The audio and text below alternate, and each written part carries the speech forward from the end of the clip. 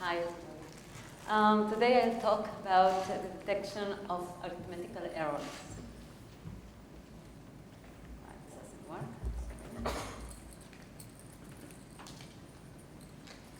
Yes. So, when we make an error, extensive literature has shown that we have an activity coming from the anterior cingulate cortex. At the electrical physiological level, at the ERP level, this is the very well-known effect known as the ERN, this negativity that is elicited by the error detection and is expressed in the theta band frequency.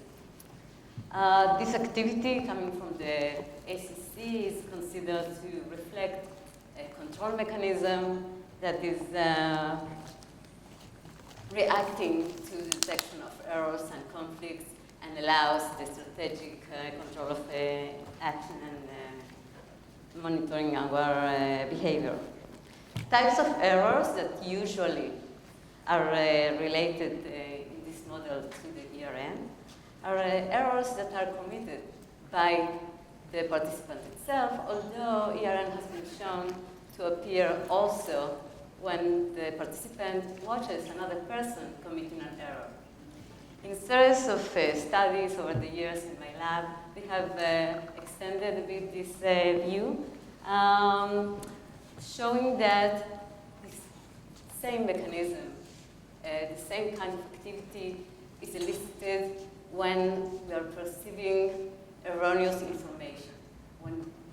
And the model, the suspected model, is that what the ACC is reacting to is to violations of expectations, the comparison between what is expected and what is actually perceived.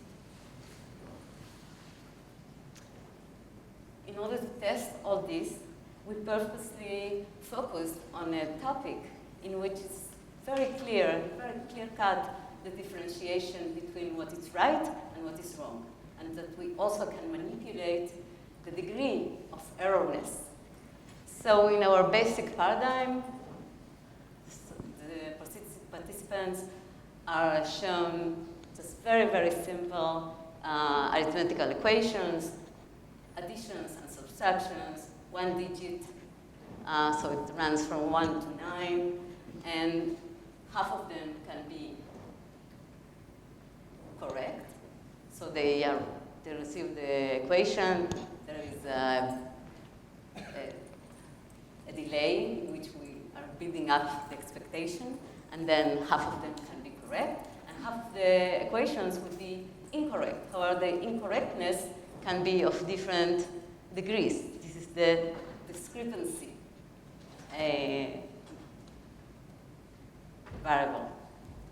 And in series of many studies, which we have shown again and again, that in this case, we see, by the way, the subject reacts after a delay and can say whether the equation was correct or incorrect. And we have done it also when we actually ask the subject just to be passive and look at the equations.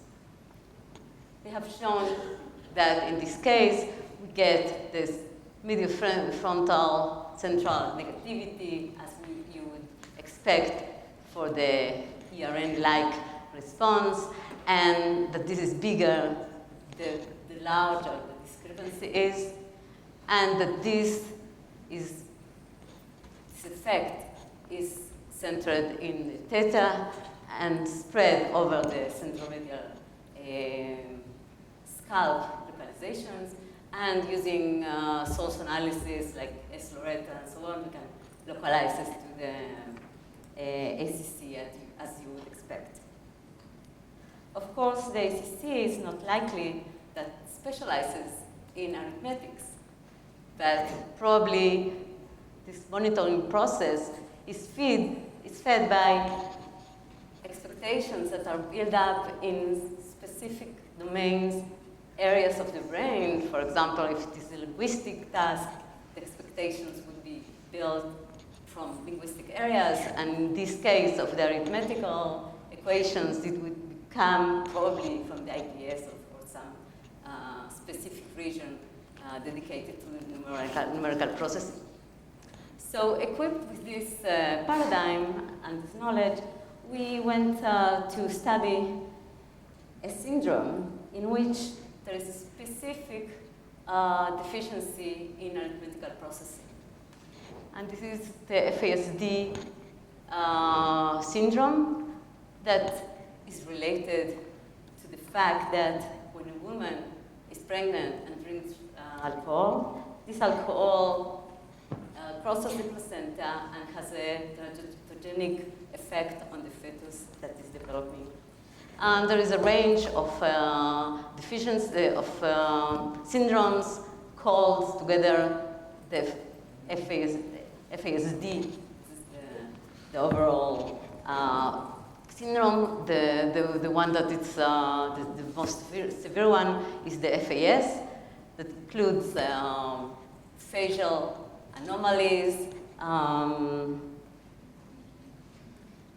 growth retardation, cognitive and behavioral problems, and a lot of severe problems that these children suffer. And it has been shown that the specific characteristics of the mother consumption of the alcohol has an impact on this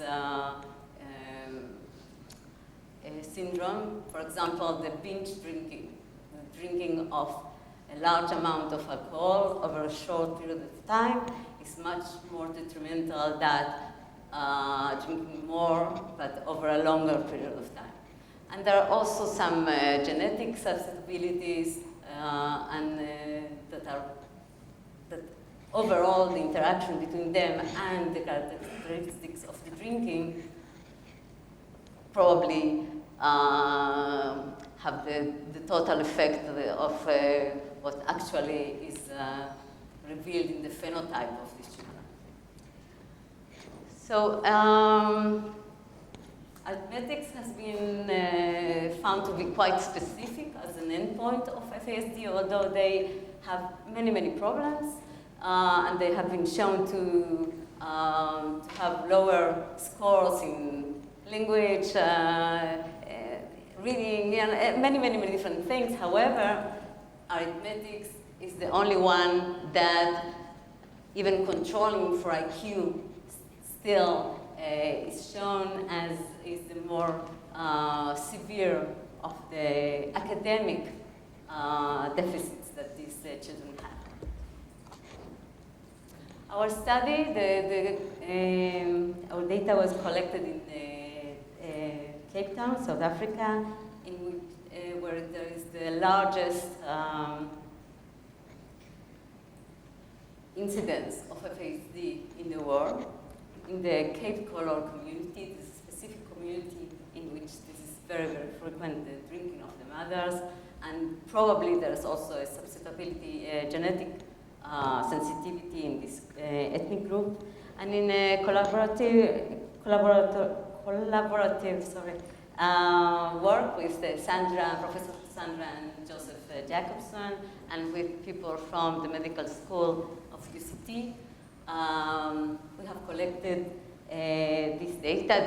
Our data is part of a larger sample in which mothers have been followed all through their pregnancy, and their drinking has been very, very well documented.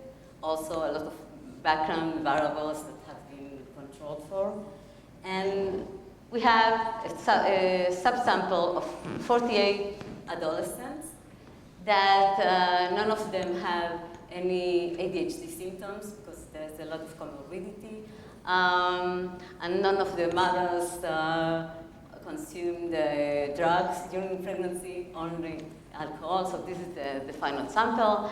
And these children were divided according to the severity of the facial anomalies and the diagnosis.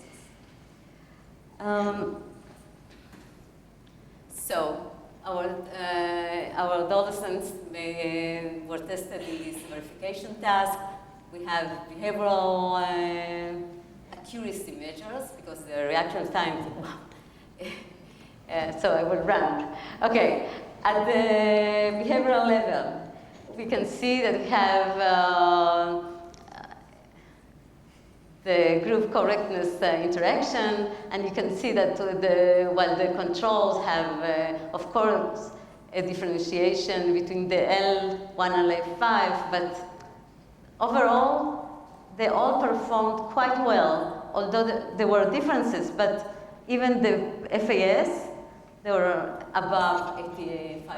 It's a very, very easy task. It's saying whether 1 plus 2 is 3 or not. It's very, very easy. So we can see that there is a linear trend that goes with the severity of diagnosis. And this, at the behavioral level, is correlated with mathematical reasoning, with the test, and with IQ. Okay. At the EEG level, it's much more interesting. So we can see that we replicated our findings from previous studies here in Israel, in the controls, and also in the non-syndromal, that these are children that we know that the mothers drink, but they don't have any phenotypic signs. And the partial FAS and FAS, they don't have anything in their detection. Now, how it looks when we really analyze that, and so we have the effect of the error detection and the discrepancy effect in the controls and in the non-syndromal. And the PFAS only react, the theta reactivities only when the equation is 1 plus 2 is 8. Okay, only then they get it and the FAS don't get anything. Although at the behavioral level, you see that they manage about 85%. So at some point, okay, we can see the linear trend here. I will just run. And this correlates the power, the difference between the correct and incorrect, correlates with consumption of the alcohol of the mother during pregnancy. I will just summarize very briefly because I don't have much time. But as you can see, the theta power difference, this effect, is more sensitive than the behavior. For example, at the behavior level, the non-syndromal children, in this easy task, they look as if they don't have a deficit. However, at the theta power differences, this is evident. And you can see that at the FAS, for example, they don't have any error detection. However, to some extent, in this very easy task, they manage to compensate to some extent, maybe through working memory, long-term memory. This is a very, very easy equations. And at the behavioral level, this is correlated with IQ. So maybe this is some kind of explanation. I would also mention that in parallel, some of you may have heard me talking about, we have a parallel infant study with a puppet version of a task, very, very simplistic one. And we have compatible results in the theta power, although in the infants, of course, we cannot differentiate between the different severities of the syndrome, and we cannot work with the discrepancies, and so this is something that we could do only with the adolescents. So I will end by telling you that this is a work in progress. It's currently under review, led by my PhD student, Mattan, Ben-Shachar, that couldn't be here today, he's sick. And I want to just mention all the collaborators and the funding agencies